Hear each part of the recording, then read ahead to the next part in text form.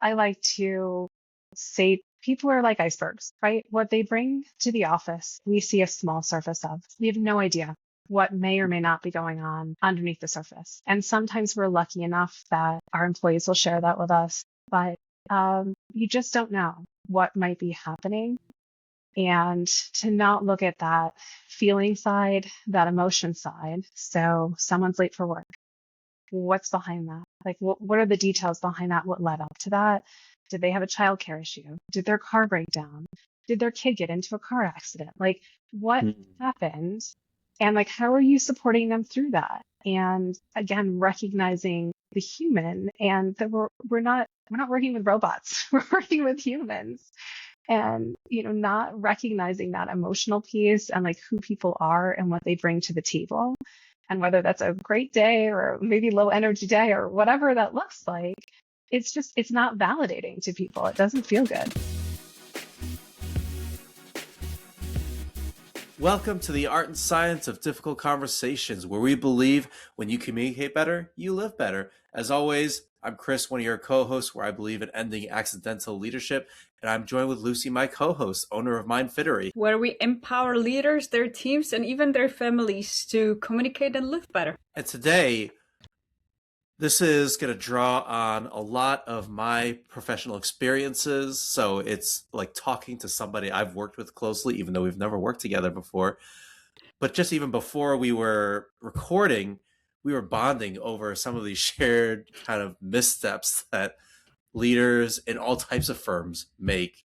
And so today I'm excited to talk with Laura Morgan, who used to be a therapist like me, who now oversees HR. And while I've never overseen HR, I've certainly worked in HR and familiar with that space. But she oversees HR at Makita Investment Group, a financial services firm focused on really strengthening futures of both organizations and individuals and helping people thrive in their life. Laura, thanks for joining us today. Yeah, happy to be here. So listen, I know that, yes, you are a therapist like me, so we love emotions in general, but especially when you think about your work in HR and now managing leaders and processes and culture and things like that, what drew you to really focusing on and thinking about emotions and how important they are in these kind of conversations and communications? Yeah, absolutely, Chris. So I started my career as a psychotherapist, as you noted, and then moved into HR. So have always been fascinated with what happens under the words in a hard conversation. So the headline is rarely the whole story. And when emotions show up, so tears, frustration, defensiveness, I don't necessarily see that as bad. I see that as data. So I see my job as helping to use that data to move towards clarity and connection. And before you became a therapist, were you always comfortable with hard conversations? Ooh, no, I think this is something that was learned. I think I often found myself in hard conversations, so kind of naturally lent to becoming a therapist and again, that people connection. But I think it's something that you build on and you get yourself into uncomfortable situations to get more comfortable. That's how you grow and how you become better. Was there like a light bulb moment for you that really shifted how you viewed hard conversations, communication, and the understanding the importance of navigating them well? Good question. I think thinking about where emotions show up in conversations, right? Like it's when you can prepare for a conversation, right? You can prepare what you're going to say, the data, the presentation, the actual PowerPoint, but that preparation around the emotional side is just as important. So that piece is really interesting. And when I think about, preparation for a call, a difficult conversation, a presentation, the side that interests me is that emotional side too, right? And like, how do you prepare? You can prepare super well. If you don't think about that emotion side, you might miss something, and you can have the same presentation or the same conversation with two different people and get two very different reactions. So that emotional side is so important too. Laura, what comes up for me, I often hear people say, well, remove the emotion from the conversation. just take the emotion out of it. But you're sharing how to use the emotions effectively in conversations and difficult conversations. What does it look Absolutely. like, the success to you, like using emotions effectively? Yeah, using emotions effectively means not letting them drive unconsciously, but also not ignoring them or putting on a mask and hiding them. So it's the difference between being honest and being unfiltered. Emotions can help you. They can help you sense what matters, can help you read a room, decide how to say something or how to phrase something, and not just what to say. Um, and to me, effectiveness looks like alignment between your emotions, your intention, and your behavior. They're all pointing in that same direction. So, um, emotional skill isn't about being calm all the time. It's about being intentional under pressure. And I'm also a big believer in being a human at work and bringing your whole self to work. So that doesn't mean dumping emotions out there, but it does mean owning it responsibly. What does owning it well look like? Because I think it's easy to really easily traverse into let me dump everything onto you and overshare. So what would good effective owning look like? Yeah, absolutely. So I think that difference between suppressing it and sharing it effectively. So Hmm. if you're suppressing emotions, this can feel really tight in your body. So think tightness in your shoulders. I tend to bunch my shoulders up, so it's Hmm. pretty noticeable. And could show up as shallow breathing, clenching your jaw, uh, racing thoughts, things like that, but not having that. So, like the flip side of that, and not being brought in or hooked by other emotions or, going too far. Um, that feels steady. You notice the emotion, you notice when it comes up, you see what's happening, you acknowledge it, and you keep moving. So that kind of key difference, if you're thinking about when you're hooked by something that someone says, you've made the other person's words mean something about you. And when you're grounded, you stay curious instead of defensive. So if you think about if you're spending all your energy holding yourself together, maybe holding emotions in, you're probably suppressing and not regulating and grounded and in a good space. And people can feel that. And, when I'm not hooked, I can stay curious. And when I am, I'm kind of in that, battle back and forth or that want to win mindset instead of that Yeah. curious, grounded mindset. What's coming up for me? What I'm hearing is also a lot of self-awareness Yes. is part of the process.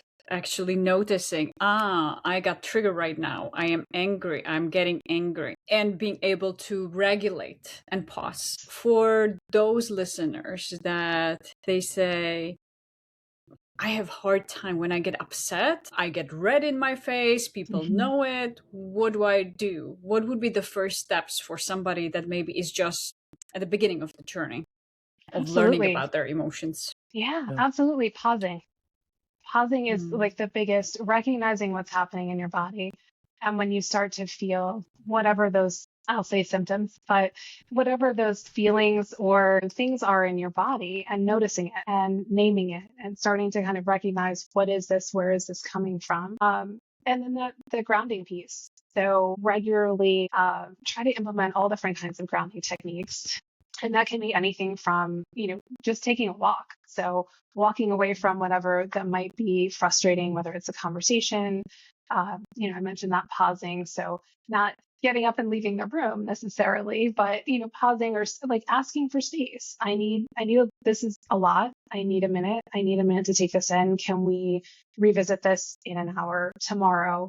Whenever that next time is. I don't think people use that pausing and taking space element as much as they could, or Yeah. recognize that it's a tool that they could use. Now, you and I know that like it takes a lot of practice to get comfortable with like for number one identifying when you're feeling that way, but then also having the willpower to even stop yourself and say, "Okay, I feel this way," because I think a lot of people also feel in these difficult conversations, they're feeling pressure to like get some sort of outcome, whether it's give that feedback or resolve this conflict or because they don't want to deal with it again. They just want to get it over with.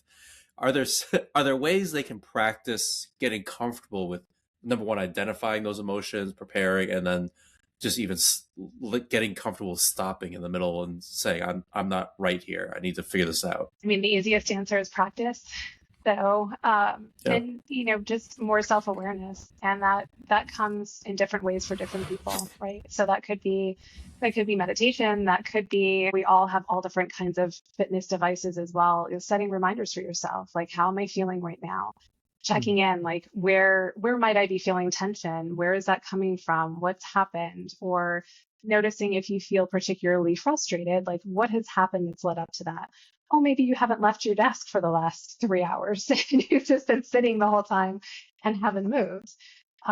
That's not, movement is great for your body, and staying kind of stuck in something doesn't really help. So I think just more of that awareness, checking in, and sometimes you just need reminders to check in and see what you're feeling and how you're feeling until it becomes more natural and feels like, okay, this is part of Yeah. my day to day, and I'm going to make sure I schedule breaks into my day or times to go for a walk or just reset. How do leaders typically, when you're working with leaders in your organization, how do they typically respond when you, number one, for yourself, you navigate the conversation with more awareness of the emotions, but also when you help them like start thinking about the emotions more, how are they typically reacting to that kind of talk? Honestly, pretty well. I think not every leader or manager has been taught how to pause or how to interact. I Yeah. had a manager that was, had an employee that was upset and crying in their office. And I was like, oh, how did you respond? And, that manager is like, oh, I wasn't really sure what to do. I was kind of quiet. And I said, great, like, let's think about some other ways you could respond, and like what would feel good, what would feel good for your team. Um, and gave him some like basic grounding techniques that he could use, and also just encouraged sitting with those feelings. So, Mm. when someone is upset, just saying, hey, it looks like you're really upset with this feedback, with this moment, with this conversation, with what have you. What's going on? Or like when someone gets really quiet, hey, I noticed you haven't said anything this meeting, or, you've been really quiet for a little bit. What's happening? Hello right now. So, um, calling out, again, background as a therapist. So I tend to be behavior focused, and really notice that with my team, and have encouraged managers and leaders to notice that with theirs. If you see someone that's quiet or is normally, really engaged and has kind of withdrawn, like, check in with them. Just say, hey, what's happening? Um, and again, giving them the space to feel comfortable. So that's also building that psychological safety, that people feel comfortable speaking up or sharing what might be happening or disagreeing with you. Mm. All important things. Laura, you shared psychological safety. And that reminds me of some clients that, let's say, they are in that hyper analytical space where their strength is their logical mind. And they could be in tech, let's say tech leaders. And they are experts in what they do. And they say, let's not bring feelings to the workplace. We come here to get the job done, and that's it. And people should just get over it and not have any emotions here. What's your take on that? I mean, that kind of goes back to asking someone to not be true to themselves, right? I like to say to my team, the people I work with, people are like icebergs, right? What they bring to the office, we see a small surface of. We have no idea what may or may not be going on underneath the surface. And sometimes we're lucky enough that our employees will share that with us, or, go a little bit deeper. And that's not a requirement, but you just don't know what might be happening. And to not look at that feeling side, that emotion side. So someone's late for work. What's behind that? Like, what are the details behind that? What led up to that? Did they have a childcare issue? Did their car break down? Did their kid get into a car accident? Like, what Mm. happened? And like, how are you supporting them through that? And again, recognizing the human, and that we're not working with robots. We're working with humans. And, not recognizing that emotional piece and like who people are and what they bring to the table, And whether that's a great day or maybe low energy day or whatever that looks like, it's not validating to people. It doesn't feel good. Totally agree. And let me ask you from the opposite side, where in the nonprofit space, it's a lot of times it's overly emotionally focused. It's a very too understanding. You're emotional about this. Let's not handle this performance conversation. Let's not hold you accountable to this or that, whatever. How would you balance it in that if you were working with that kind of leader? Yeah, making sure that you're preparing leaders, you're not doing any kind of service to an employee if you're not giving them honest feedback. If you tell them, hey, you're doing an amazing job, and then, 9 months later, you are talking to HR about putting them on a performance plan, like there's some kind of disconnect there. So, I think it's the honest conversations and preparing managers to, a lot of times I feel that managers might avoid those difficult conversations because of the emotions that are involved. And again, not a service to the employee. They need good feedback and good boundaries and, understanding what's going well and what can I do better? And like, how do I get to that next level? And being very clear of expectations and career paths and career progression. That you can feel good about giving this feedback and honest and sitting with whatever emotions come up. And whatever emotions happen, again, using that pausing element or observing behaviors. Hey, I see it looks like you might be upset, or this isn't landing with you. Do you want to take a beat? Do you want to take a breath? Do you want to, revisit this in an hour or tomorrow, or, when you've had a chance to sit with the feedback for a little bit longer? And it's also not a one and done conversation. So you might have a difficult conversation and give that feedback. Yeah. And then it's that follow up from there. So, how is the person progressing, the good and the not so good? What would you say is the fear about, let's say, if that's the fear that manager is feeling when they don't want to give that feedback to their team member? And they say, yeah, everything is fine in the meeting, but then in the yearly review, the team member will find out all the things that the manager hasn't communicated. I think sitting with those emotions, right? I think that's hard. And, fear of, there's a lot of fears that people have. And that could be, fear the employee might leave, fear, that it might reflect on them as a leader, fear, that there's a number of things that it could be. But I think just recognizing that. Makes sense.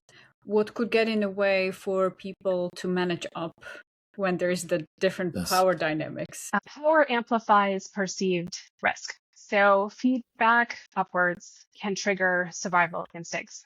So that fear of retaliation, fear of being labeled as difficult, or maybe damaging trust in a relationship or reputation. So there's often some sort of identity threat. Will this change how I'm seen? So the emotional charge comes from that imbalance in power, not necessarily the message itself. Healthy organizations don't rely on bravery alone. They create conditions where speaking up is normal and, in fact, encouraged. And again, that goes back to that psychological safety piece.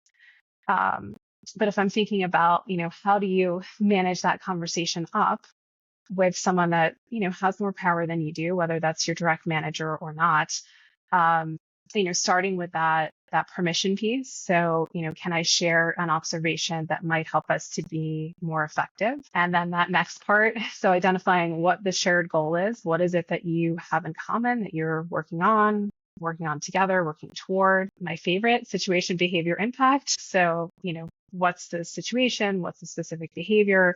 What is the impact to you, to the team, to the organization? To me, managing up is, just feedback with more context and a little bit more care. That's the end of part one of our conversation with Laura. Stay tuned for next week.